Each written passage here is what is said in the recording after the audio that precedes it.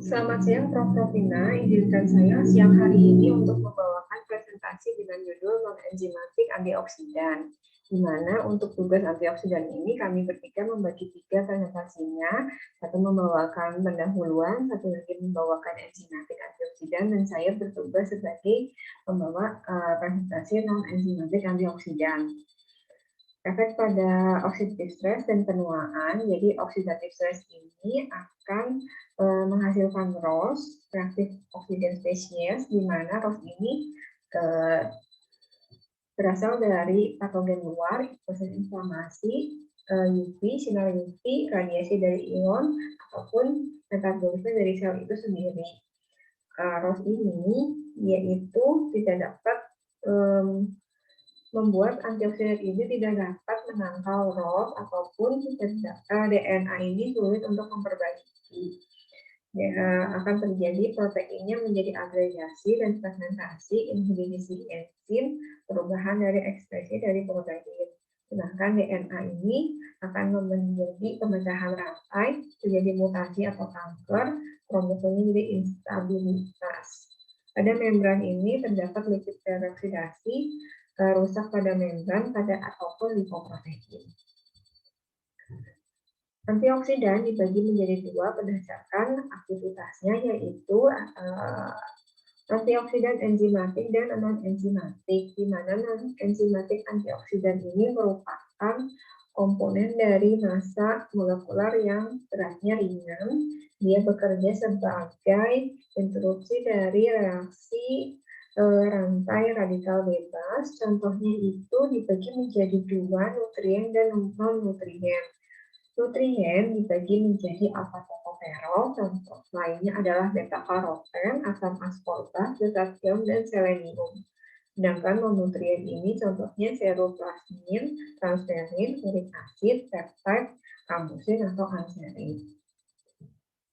Saya membahas untuk non-enzimatik ini 3 contoh, yaitu vitamin C, vitamin E, dan glutathione. Saya mulai dengan vitamin C. Vitamin C ini terdiri dari kompon yang berasal dari karbon 6 karbon dan berelasi pada glukosa. Terdapat 3 macam, yaitu ascorbic acid, ascorbat monoanion, dan ascorbat dianion. Rute administrasi dari vitamin C suplementasi bisa berasal dari oral, topikal, ataupun injeksi, intravena, intramuskular, atau subkutan.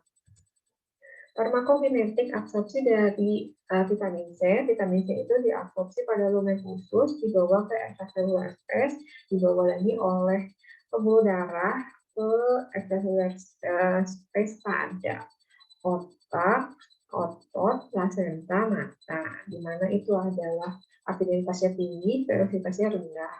Sedangkan extracellular space pada epithelial cell itu dia afinitasnya rendah dan velocitasnya tinggi. Distribusi vitamin C itu setelah diabsorpsi pada intestinal atau usus dibawa ke berbagai jaringan, contohnya paru-paru, jantung, otot, ginjal, korteks adrenal, liver, ataupun otak.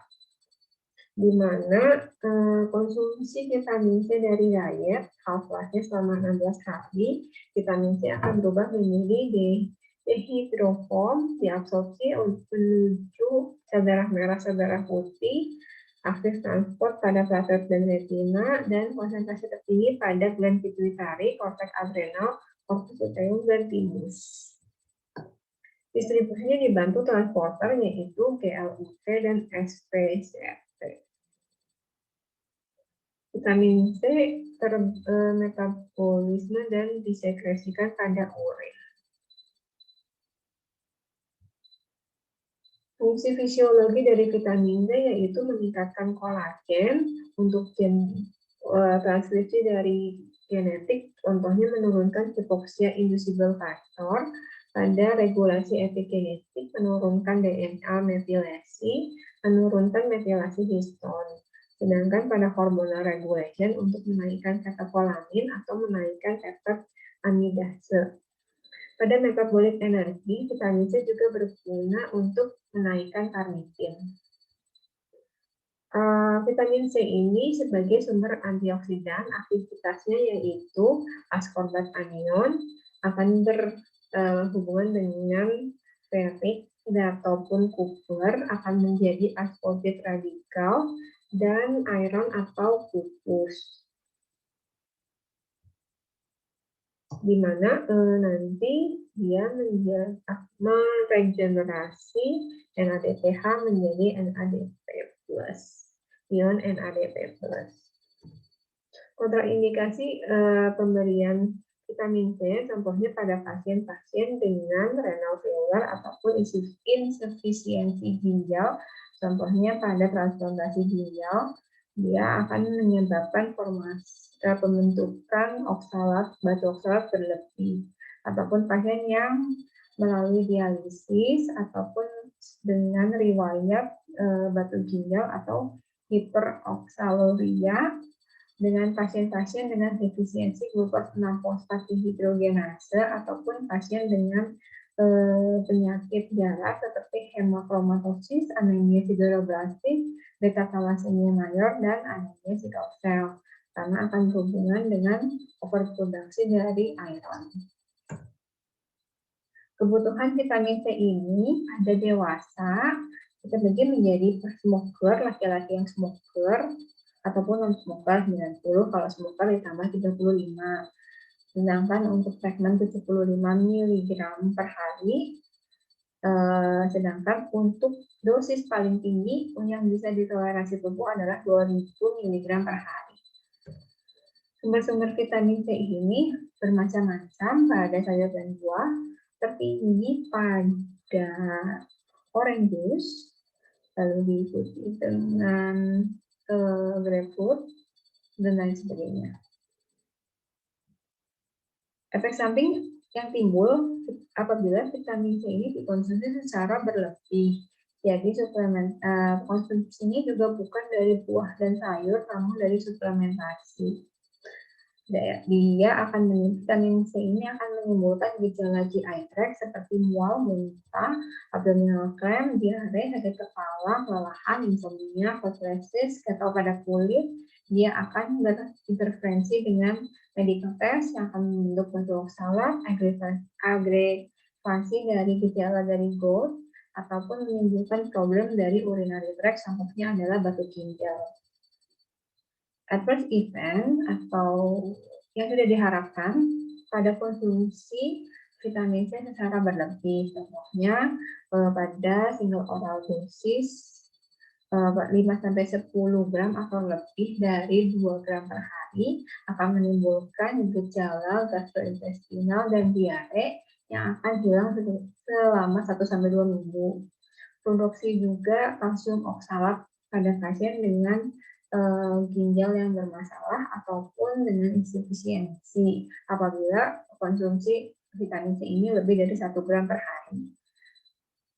Vitamin C juga akan menimbulkan overproduction dari iron, di mana vitamin C ini meningkatkan absorpsi dari iron, yaitu potensial pada menimbulkan overload pada iron pada individu dengan penyakit hemochromatosis, anemia sideroblastik, beta thalassemia mayor, dan anemia sickle cell.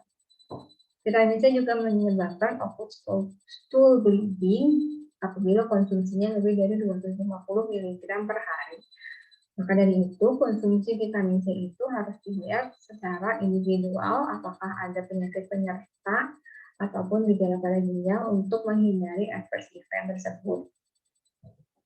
Ini adalah evidence-based medicine pada the role of vitamin C pada kesehatan kulit. Jadi vitamin C ini sebagai sumber antioksidan yang baik, dia bisa dikonsumsi melalui oral ataupun topikal dan akan berfungsi pada barrier kulit, integritas kulit, mencegah wrinkle atau keriput juga, dan sebagai penyembuhan luka ataupun pencegah pembentukan scar atau keloid atau jaringan parut.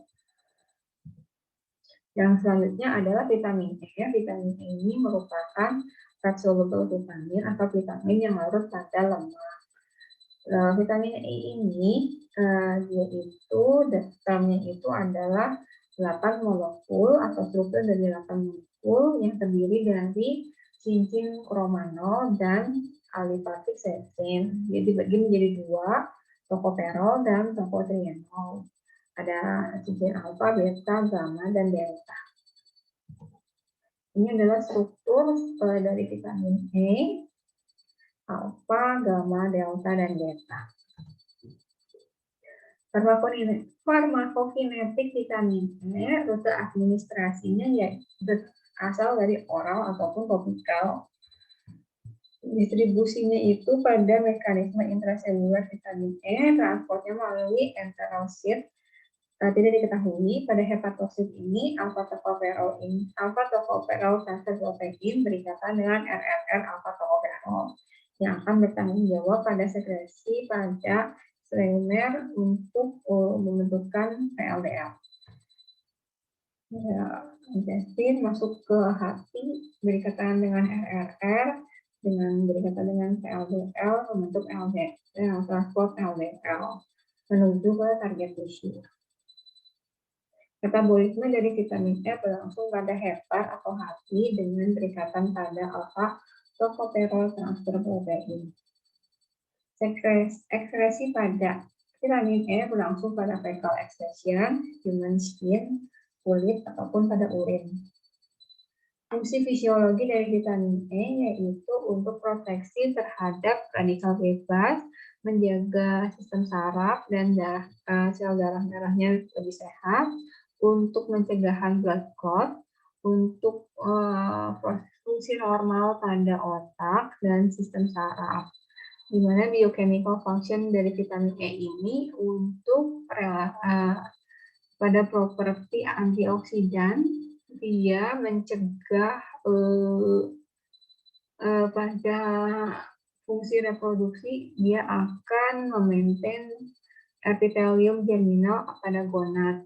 Dia sebagai antioksidan vitamin E lipofilik, dia akan bekerja pada lipoprotein, pada lipid, dan akan mencegah lipid teroksidasi.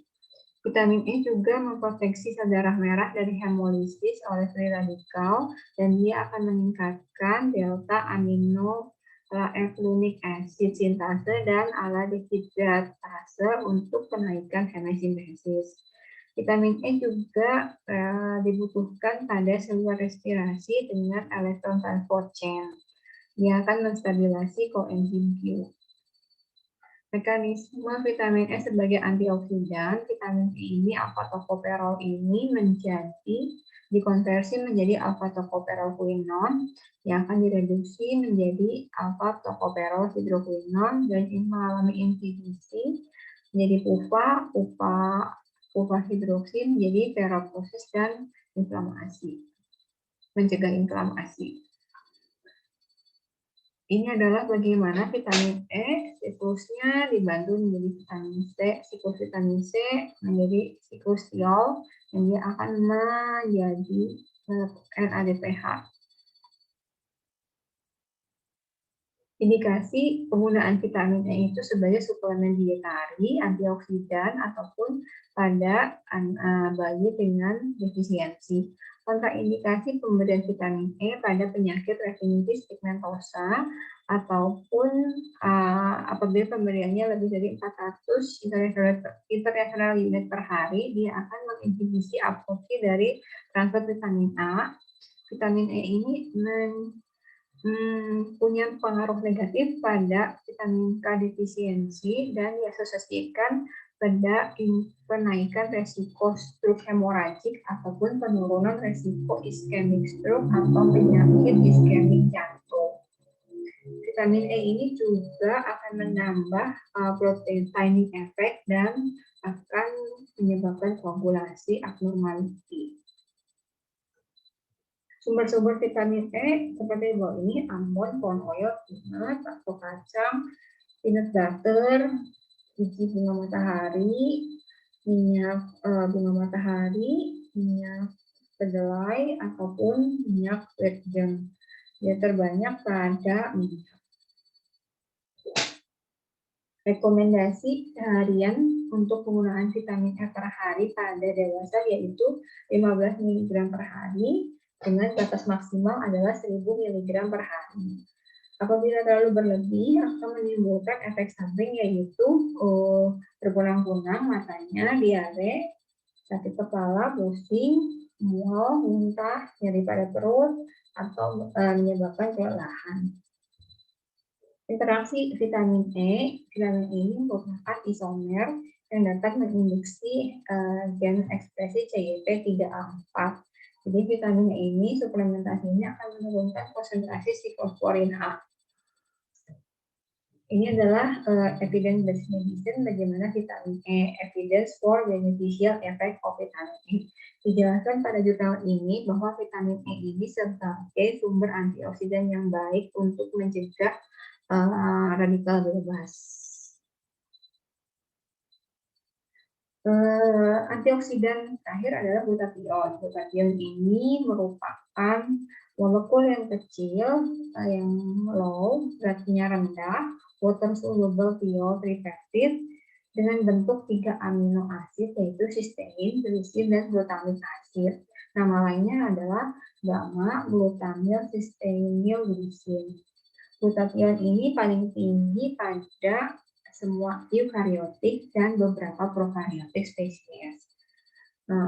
Glutathione ini dapat mereduksi thiol, reduce state atau oxidate state. Glutathione ini sebagai antioksidan yang kuat untuk mencegah toxic compound dan xenobiotik. Ini adalah bagaimana struktur kimia dari glutathione yang terdiri dari glutamat, cysteine, dan glycine. Farmakokinetik, kurang huruf H. Rute administrasi dari glutathione yaitu oral, injeksi, ataupun topikal, di mana distribusinya itu masih belum diketahui. Metabolismenya itu terdapat di hepar dan ekspresinya pada urin. Fungsi fisiologi dari glutathione sebagai detoksifikasi xenobiotik untuk memaintain sulfhydryl group dan protein dan molekul sebagai katalisis atau exchange reaction. Dia penangkal dari radikal bebas sebagai translokasi dari amino asid yang melalui membran sel dan berpartisipasi pada koenzim pada beberapa proses metabolisme seluler yang penting. Aksi mekanisme pada antioksidan berlangsung pada mitokondria di mana glutathione ini akan menjadi GFSG. Dosis glutathione yang saya tahu, yang saya cari adalah bagaimana rekomendasi glutathione sebagai agen pencerah kulit, di mana dosisnya itu 20-40 mg per kilo berat badan per hari. Dan dibagi menjadi 2 dosis dan digunakan sebagai skin lightening effect. Ini adalah sumber-sumber makanan penghasil glutathione, contohnya ham, chicken, beef, bacon, juicy, tuna, bayam, wortel, kentang, asparagus, jeruk, dan banana atau pisang. Indikasinya dibagi bermacam-macam, contohnya pada dermatologi dan penuaan, pada hiperpigmentasi kulit, pada penyakit neurodegeneratif, pada penyakit Parkinson, pada penyakit pulmonari, pada COPD, emfisema, cystic fibrosis. Contoh lain indikasi penggunaan lain adalah autisme pada infant, neuropati, kronik hepatitis media, atau non-alcoholic fatty liver disease, kontraindikasi pada wanita hamil dan menyusui, ataupun penggunaan inhalasi glutathione pada asma bronkial. Efek samping atau adverse effect yang ditimbulkan pada pemakaian glutathione sebenarnya tidak ada yang letal, namun beberapa juga dapat menimbulkan masalah, contohnya thyroid dysfunction dan kidney dysfunction, karena pembentukan dari renal failure ataupun severe sakit perut yang berat pada pasien penggunaan glutathione 2 kali per minggu, lethal complication-nya pada penyuntikan yang salah ataupun perubahan warna rambut atau depresi dari natural hepatic store pada glutathione ataupun eksaserbasi pada Helicobacter pylori yang diasosiasikan pada peptic ulcer. Interaksi dari glutathione ini contohnya pada penggunaan vitamin C dapat meningkatkan efek glutathione. Penggunaan bersama dengan alpha lipoic acid ini akan meningkatkan seluruh darah dan intraseluler dari glutathione level, ataupun penggunaan dengan N-acetylcysteine, alkohol free beer ataupun almond dia meningkatkan level glutathione intraseluler.